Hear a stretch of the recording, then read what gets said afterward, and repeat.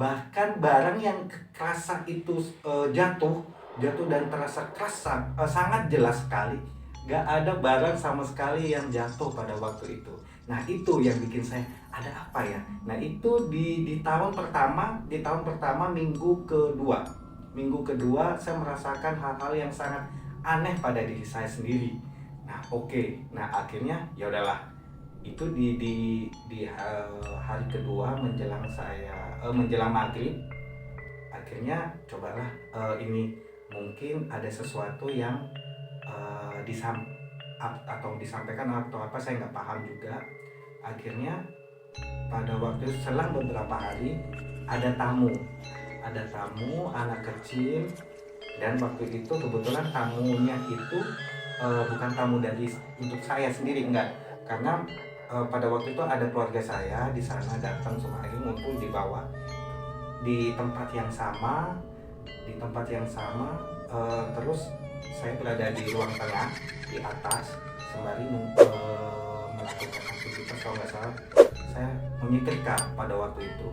Nah, nggak tahu kenapa anak kecil itu yang awal mulanya di bawah itu main, ya gimana kalau anak kecil main terus riak, nggak ada beban, pada waktu itu nggak tahu kenapa dia langsung naik ke atas, langsung nangis dan minta pulang. Nah sontak saya juga ini kaget, kenapa akhirnya saya coba langsung ke bawah, nggak mau, minta pulang. Ada bapak-bapak besar gede kata ibu, ada cuma saya di situ, kok bisa-bisanya anak kecil itu eh, bilang sama orang tuanya pada waktu itu, termasuk sama saudara saya juga, sama keluarga saya, nggak mau main ke atas, di sana ada orang gede, nggak mau. Akhirnya dia nangis dan minta pulang. Nah dari situ ada apa sih rumah ini. Nah saya coba akhirnya tanya-tanya ke tetangga sebelah, saya coba untuk cerita. Nah ternyata sebelum rumah itu direnovasi, dan sebelum rumah itu dijual, dan sebelum rumah itu dibeli oleh saya, ternyata pemilik pertama kalinya itu adalah bekas paranormal, dan pernah sesekali itu di depan rumah saya, dan banyak sekali. Akhirnya setelah saya cerita sama tetangga saya di sebelah saya itu tadi, si tetangga saya bilang, oh iya mas, itu dulu memang sempet bapak ini, saya nggak mau menyebutkan namanya, bapak A, dan bapak A itu senang sekali mengkoleksi barang-barang yang dianggapnya itu mistis. Dari situ saya juga tanda tanya. Akhirnya saya coba terus berdialog sama tetangga saya, dan tetangga saya juga ini apa sih namanya, cerita. Akhirnya membongkar, saya seringkali loh mas, seringkali saya tuh ini seringkali saya coba pernah ketemu juga, banyak laporan sekali di depan rumahnya Mas Angga ini. Di depan rumahnya Mas Angga ini seringkali di bawah pohon mangga seringkali menampakkan diri, nah itu wanita di atas. Nah dari situ bulu kuduk ini bulu kuduk saya tuh, kalau kalian nggak percaya nih, bulu kuduk saya berdiri semua kalau cerita ini.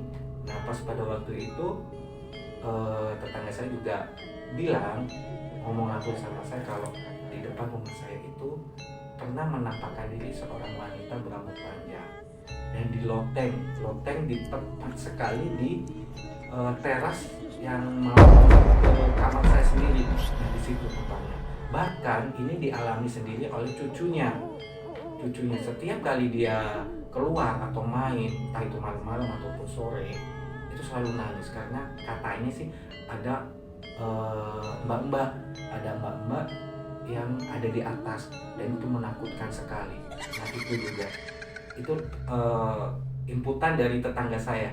Dan awalnya saya coba untuk ini ya, saya coba untuk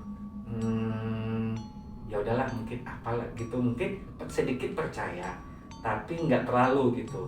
Dan nggak tahu kenapa ternyata pembantu tetangga saya juga pernah bilang, yang katanya dia tuh suaminya, itu terjadi pada suaminya pembantu tetangga saya itu jemput, dan katanya sih di bawah pohon mangga itu ini ada mbak-mbak. Bahkan si bapaknya itu menegur suami pembantu saya itu, pembantu tetangga saya itu negor, Mbak permisi, dan dia tuh hanya diem aja. Dari situ terus kirain itu tetangga saya. Ternyata pas setelah ditegor sama Mbak, barusan ada di luar. Oh enggak, saya ada di dalam, dari tadi ada di dalam. Loh, terus yang di luar siapa Mbak? Lah nggak tahu katanya dia tuh. Lah nggak tahu.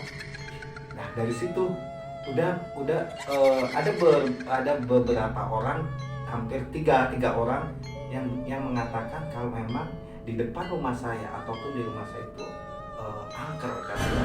Cuma selama sampai saat ini saya cuma di tahun pertama itu saya merasa amat sangat diganggu pada waktu itu. Tapi untuk hari ini dan sampai sekarang hal-hal itu sudah nggak ada. Mungkin ini ya, mungkin apa sekedar coba untuk mengenalkan dirinya atau apa, saya nggak tahu. Allahu a'lam, karena Allah itu yang tahu, maha tahu, maha semuanya. Jadi saya selaku ya manusia biasa cukup ya udahlah. Cuma intinya mungkin harus di situ harus lebih bertawakal aja. Sekian cerita dari saya. Terima kasih dan wassalam. Baiklah sahabat PTMS, itu tadi cerita mistis yang penuh keganjilan yang sudah diungkapkan oleh narasumber kita. Itu saja yang kami sampaikan. Wabillahi taufiq wal hidayah. Wassalamualaikum warahmatullahi wabarakatuh.